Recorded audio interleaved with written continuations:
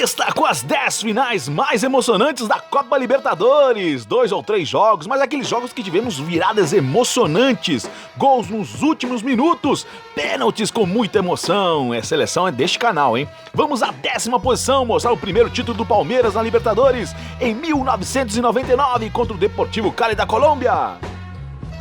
Os times, começamos com o Deportivo Cali. Los açucareros tinham montado um bom time, feito uma bela campanha naquela Liberta. O time era muito forte em casa no Pascual Guerreiro, ali matava seus adversários. Tinha como destaque o goleiro venezuelano Dudamel, o seguro zagueiro Yepes, o polivalente volante Vivero jogou no Cruzeiro e o perigoso atacante Victor Bonilla. Já o Palmeiras também era um time que jogava muito bem em casa, mas fora também. Tirou o Corinthians nos pênaltis num confronto histórico, o goleiro Marcos brilhou demais. E nas semifinais, acabou com o River em casa com grande partida, o meio habilidoso Alex jogava muito. Os destaques eram o atacante Oséias, oportunista, o zagueiro Júnior Baiano, o goleiro Marcos, grande São Marcos, o meia Alex, já falamos dele, além de outros, mas comandados por Filipão. Os jogos. Primeiro jogo foi nele Pascual Guerreiro, jogo movimentado e com muitos contra-ataques. Marcos fez uma boa partida, mas o Deportivo mostrou sua força com um gol de cabeça de Bonilla. Final 1-0 na ida. Na volta no Parque Antártica, muita expectativa e só no segundo tempo, Evaí, ídolo do clube, fez 1-0 de pênalti. Mas 5 minutos depois, o meia Zapata empatou para os açucareros. O herói, antes de entrar em desespero, Júnior faz grande jogada pela esquerda e cruza, encontra o baiano e centroavante Oséias, e que meteu o pé e botou o Palmeiras na frente e colocou a decisão nos pênaltis. Aí era confiar em São Marcos, grande herói da campanha, mas nem precisou, Bedoya chutou na trave e Zapata pra fora. Primeiro título para o Verdão, sempre com emoção.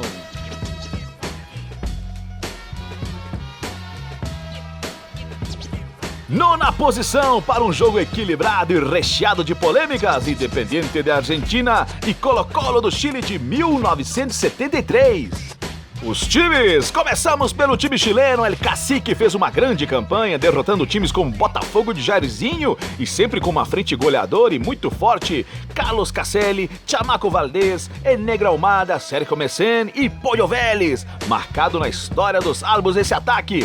Já o Independiente era o atual campeão com um time de muita garra e bons jogadores em todos os setores, mas foi aos trancos e barrancos passando por São Lourenço e Milionários de Bogotá nas semifinais. Os destaques eram o lateral e capitão Pavone, seu bigodão, o bom meia Negro Galvão e a dupla de ataque Berdoni e Bottini se entendiam muito bem. Os jogos, começamos com o primeiro jogo em Avejaneda, num jogo muito igual, o Colo-Colo saiu na frente depois de jogada de Pollo Vélez, Francisco Sá fez gol contra, mas 4 minutos depois a primeira polêmica, lance na área e Mário Mendonça disputou com o goleiro Adolfo Neff e falta. Certo? Não, amigo, o árbitro uruguai não deu e gol dos rojos, muita reclamação. O jogo de volta em Santiago, Estádio Nacional lotado, o jogo caminhava para o 0-0 e Caselli aparece livre para marcar, mas o árbitro Romualdo Arpe Filho marca impedimento. Mais reclamação dos chilenos. E aí, terceiro jogo, então desempate em Montevidéu, no Uruguai. Mário Mendonça abre o placar para o Independiente. Caselli iguala na saída do goleiro. O herói, o jogo para a prorrogação, Colo-Colo com 1 a menos e cansado, não aguentou a pressão dos argentinos e bate-rebate Miguel Ángel Giachelo meteu o pé. Título para os rojos, mais um, festa dos pupilos de Masquio nas canchas uruguaias.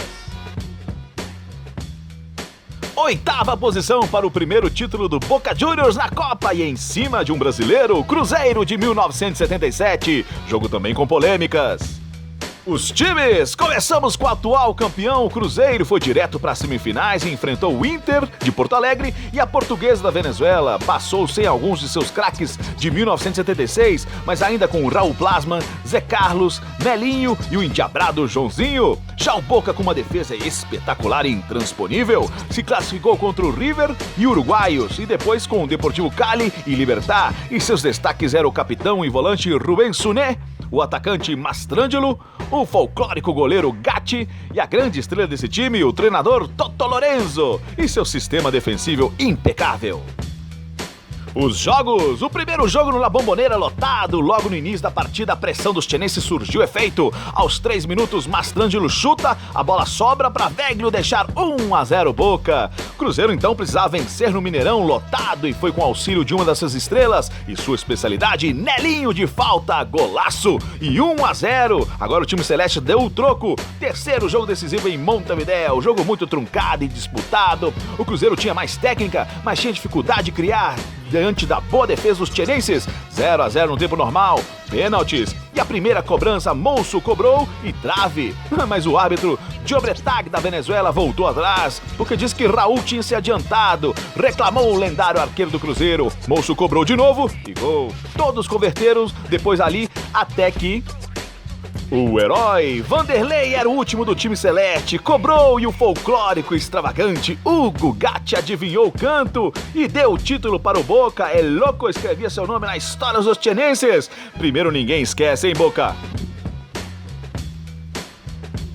Sétima posição, mais um confronto entre Brasil e Argentina, o São Paulo de Tele Santana e o News Old Boys de Bielsa, final de 1992. Os times, começamos pelo News Old Boys. Los Leprosos tinha Loco Bielsa no banco, um estrategista, um futebol ofensivo e cascudo. Eliminou a América de Cali numa classificação suada nos pênaltis. O goleiro Scopone foi o herói da classificação. O time tinha vários técnicos da atualidade, como Eduardo Berizzo, bom volante, o zagueiro Pochettino e o remanescente de 88, Tata Martino, bom meia, e o lógico seu goleirão, Scopone. Já o São Paulo de Telê tinha um time vistoso, mas aprendeu a ser cascudo nesta Libertadores. Depois de tirar o Criciúma de Filipão nas quartas, tirou o Barcelona de Guayaquil dando uma aula de futebol no Morumbi. O time era uma máquina, tinha Cafu, Palinha, artilheiro da competição, Miller de volta da Europa e voando o seu número 10, o craque Raí jogando fino da bola. Os jogos, os dois clubes procurando seu primeiro título, ninguém queria arriscar muito. O jogo em Rosário foi tenso e através de um pênalti que teve muita reclamação dos brasileiros, Toto Berizzo marcou 1-0 Leprosos. A volta em São Paulo foi tensa também, mostrando o futebol mais vistoso, o tricolor insistiu e nada, até que aos 20 minutos do segundo tempo, o talismã Macedo entrou e caiu na área. Pênalti duvidoso também, mas Raí não quis nem saber, ele levou a disputa para os pênaltis. Ali, Toto Berizzo errou, Raí converteu, mas o Ronaldão também errou e Mendonça isolou.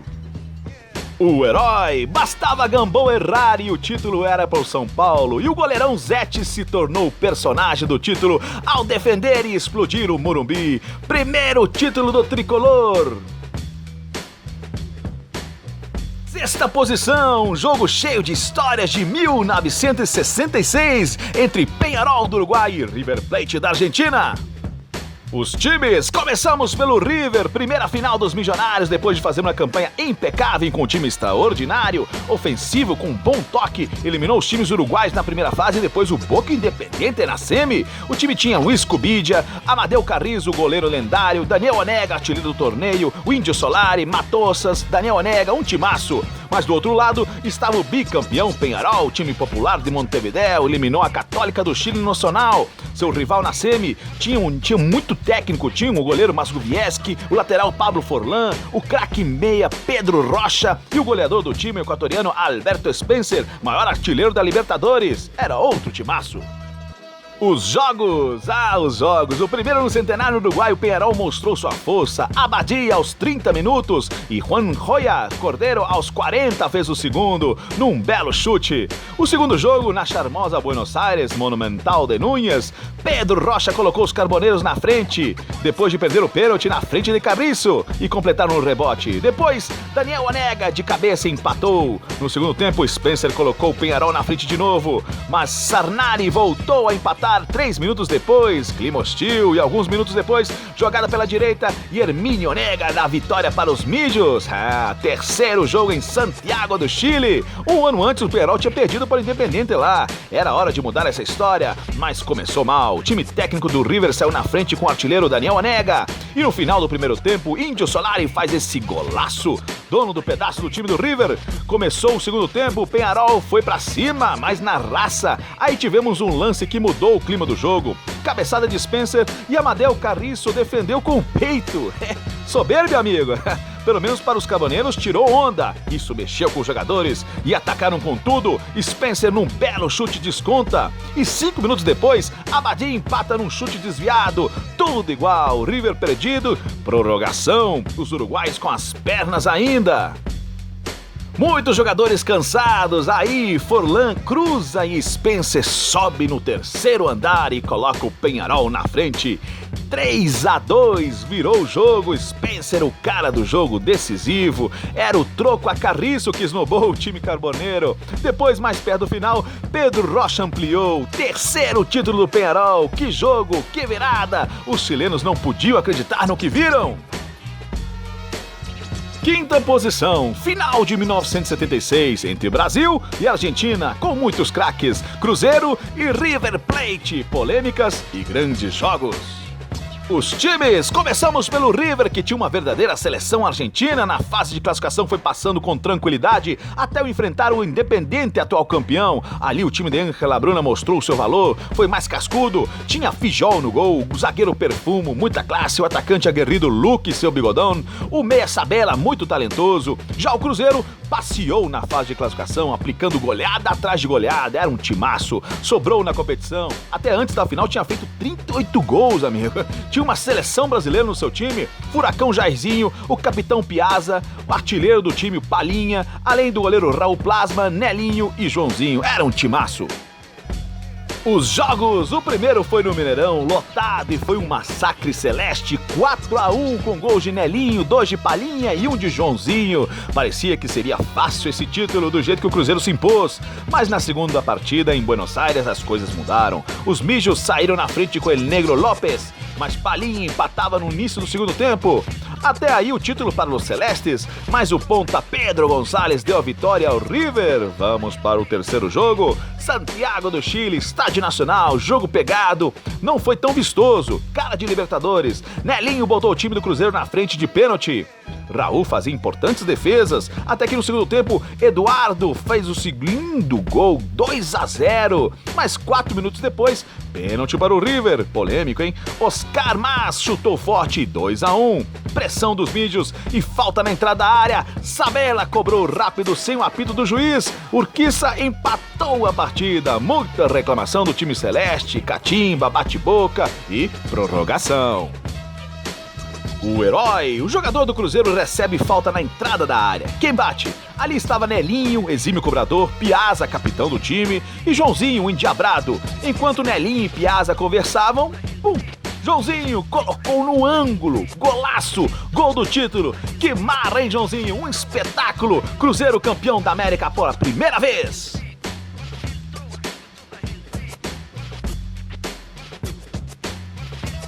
Quarta posição, primeira decisão entre times do Paraguai e Colômbia. Mas como foi emocionante! Atlético Nacional de Medellín e Olímpia de Asunción. Os times, o Olímpia vinha de uma excelente campanha, tinha tirado o Boca Juniors nas oitavas, enfrentava o Internacional de Tafarel na semi e perdeu em Asunción no Defensores del Chaco, mas conseguiu remontar a vantagem e ganhar no Beira-Rio. Grande jogo de suas estrelas, Raul Vicente Amarilla, Éder Hugo Almeida, Alfredo Mendoza e Gustavo Benítez. Já o Atlético Nacional também vinha de uma campanha gloriosa, tirou nas quartas o seu rival Milionários, jogos nervosos e emocionantes, e depois tirou o Danúbio num 6-0 em casa. Seu ataque era muito forte, mas com uma grande defesa também. Tinha o saudoso Andrés Escobar, morto em 94, o grande volante meia Leonel Álvares, o forte atacante o Suriaga, o rápido Santiago Trejes e a estrela René Higuita, o folclórico arqueiro dos verdolagas e da seleção cafeteira. Os jogos, primeiro confronto no Paraguai, Defensores del Chaco, Rei de Copas era muito forte lá, com um belo contra-ataque, bons caras na frente, fez valer o mando de campo, Bobadilla no primeiro tempo e Vidal Sanabria no segundo, deram boa vantagem para os franqueados. Tarefa difícil reverter ou igualar para o time colombiano, passar em cima dessa boa defesa paraguaia era complicado, mas Enel Campina em Bogotá ficou lotado e o Atlético conseguiu fazer 1-0 num gol contra de Minho. No segundo tempo, pressão dos verdolagas e numa bola alçada à área, o Suriaga sobe bem alto e completa. 2-0, vamos para a prorrogação e pênaltis. O herói, que sofrimento, 8 pênaltis perdidos, mas René Guita começou defendendo e até marcou, defendendo o pênalti de Almeida, mas foram 8 cobranças erradas, mas Guita foi o destaque. No final restou o Leonel Álvares chutar e entrar para a história do time de Medellín, primeiro título dos verdolagas, primeiro da Colômbia na Libertadores, o país parou! Terceira posição, vamos a 2008, 2 times sem título também, um do Brasil, Fluminense, e do Equador, a Liga de Quito. Que jogos, amigos!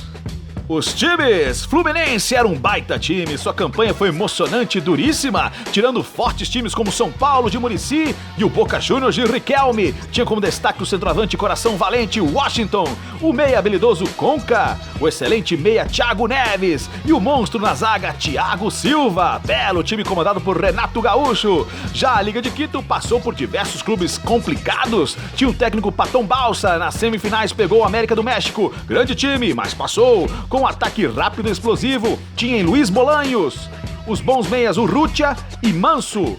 O baixinho era bom, hein, o argentino. O experiente goleiro Ceballos. E a sensação daquela Copa, Geoffrey Guerrón.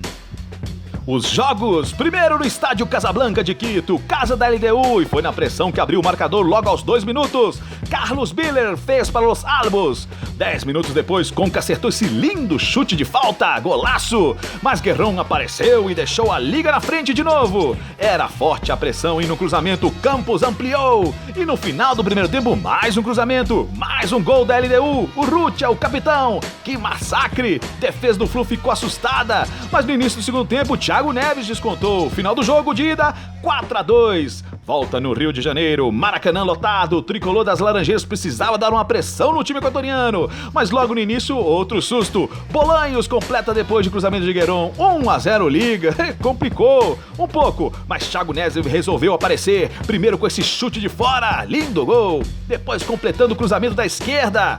E no segundo tempo, com um lindo gol de falta, Flu no jogo, e aí tivemos pênaltis.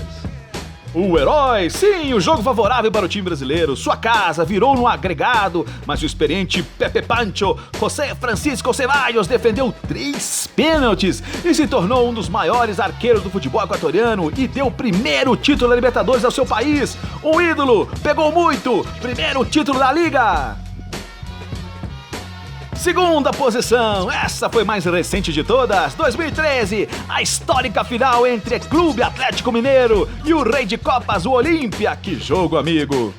Os times, começamos pelo time paraguaio, o time aguerrido, eficiente e forte em casa, nas mãos do ídolo ex-arqueiro Éder Hugo Almeida. O time passou pelo Santa Fé nas semifinais, se impondo em casa e jogando bem fora. Time cascudo, tinha como estrela Fred Barreiro e Juan Manuel Salgueiro como artilheiros, o bom lateral e meio uruguaio Alejandro Silva e o grande goleiro Martín Silva. Já o Galo foi na base da técnica e da emoção, passando no mata-mata, primeiro com a defesa milagrosa de Vitor nas quartas contra o Tijuana. Depois nas semifinais virando um 2-0 contra o News Old Boys, fez 2-0 e ganhou nos pênaltis. Tinha goleirão Victor no gol, zagueiro Rever, o atacante Jô, o artilheiro do time, o ídolo Tardelli e o bruxo, o mágico Ronaldinho Gaúcho. Era um timaço. Os jogos, primeiro no Paraguai, Defensores del Chaco, o Olímpia mostrou sua força em casa com esse lindo gol de Ale Silva, golaço, e ampliou nos descontos com Pitone de falta, boa vantagem para os franqueados, mas era o Atlético Mineiro de Ronaldinho no Mineirão, tarefa difícil, e como esse time era cascudo, primeiro tempo 0-0 nervoso, mas logo aos 2 minutos Jô se aproveita de um erro do Rei de Copas e 1-0, faltava mais um, aí martelou e nada. E quase toma um gol de Ferreira, mas ele escorregou. Meu Deus! Até que o herói, sim, aos 42 minutos do segundo tempo, a esperança torcedora estava indo embora, quando o cruzamento surge da direita e lá estava o zagueiro Leonardo Silva para cabecear e colocar a bola no fundo da rede e enlouquecer o Mineirão. Teríamos mais jogo, o Galo tentou, mas Martín Silva estava bem. Pênaltis, aí a torcida já esperava a defesa de Vitor e começou assim, mas foi Jiménez que chutou na trave e deu o título para o Atlético Mineiro. Festa do Galo com muita emoção. Primeira primeira posição, um jogo que entrou pra história, virada atrás de virada na final de 1987, Peñarol e América de Cali. Os times, começamos com os Diablos Rojos. O América de Cali, com o respaldo do Cartel de Cali, tinha investimento e um timaço. Liderados por Uchoa, vinham de 2 vices da Libertadores, de 85 perdendo para o Argentino Júnior e 86 para o River Plate. E de novo tinha um grande time com ataque poderoso e forte em casa. Tinha no time os argentinos Julio César Falcioni, o goleiro, o atacante Ricardo Careca, de seleção, os paraguaios Juan Manuel Batalla e o mágico Roberto Cabanhas, um dos craques do time. Já do outro lado, tínhamos o oposto, um time jovem, sem muita experiência e ganhava corpo e confiança durante a competição. Passou no grupo difícil com River e Independiente, dirigidos pelo professor Oscar Tavares, armou um time de contra-ataque eficiente. Ali seus pibes mostraram força como José Cabrera, José Herrera, Eduardo da Silva e La Fiera, a sensação daquela temporada carboneira, Diego Aguirre. Os jogos, o primeiro foi em Cali, com o Pascoal Guerreiro lotado, 65 mil torcedores, incentivaram os Rojos a pressionar o Peñarol, e foi de início que o América já assustou, com um golaço de falta de Juan Manuel Batalla, 1-0 aos 8 minutos do primeiro tempo, e aos 20 minutos, mágico Roberto Cabanhas faz esse golaço, que petardo, que pintura! 2-0 América. Los Rojos poderiam ter feito mais, mas não fizeram. Jogo de volta em Montevidéu. O Peñarol tinha que superar o melhor futebol e a desvantagem. Tentou pressionar no início, mas levou um duro golpe. Cruzamento da esquerda e Mágico Cabanhas completa de cabeça. 1-0 Diablos Rojos. Segundo tempo chegou. Era tudo ou nada para os carboneiros. Lançou o time à frente e o América, a pedido do show, recuou o time. Ficou com medo, amigo. Até que aos 23 minutos, Diego Aguirre empata a partida no Centenário. Faltava mais um, se não era o título do América. E aos 42 minutos, falta na entrada da área e Villar coloca no ângulo de Falcioni. Golaço e loucura na capital uruguaia. E vamos para o terceiro jogo, Santiago do Chile, jogo duro, o América era mais claro no domínio, mas o Peñarol na força e na raça dava alguns sustos. Prevalecendo o empate, teríamos prorrogação, e se lá tivesse empate também, título para o América de Cali, então o Peñarol tinha que fazer o gol de qualquer jeito. O América também perdia oportunidades até que... O herói, últimos minutos da prorrogação, Banco do América já pediu o fim do jogo, o título iria pela primeira vez para a Colômbia, depois de bater na trave 2 vezes, mas os carboneiros jogam a bola na frente, a bola sobra para Diego Aguirre, La Fiera, e ele tira um marcador e chuta de perna esquerda, gol do Peñarol no último minuto da prorrogação, título, que gol, que cojones, que jogo, que final, esse jogo ficou para a história e nunca nenhum dos dois times esqueceu ela, merece o número 1. Bônus! Sim, não poderíamos dimensionar algumas finais que também tivemos muitas emoções. Começando por 2001, entre Boca Juniors e Cruz Azul do México. O time tienense era atual campeão e ganhou fora por 1-0. E em casa, La Bombonera foi derrotado por 1-0. Surpresa, mas nos pênaltis, Córdoba garantiu mais um título de Riquelme e companhia.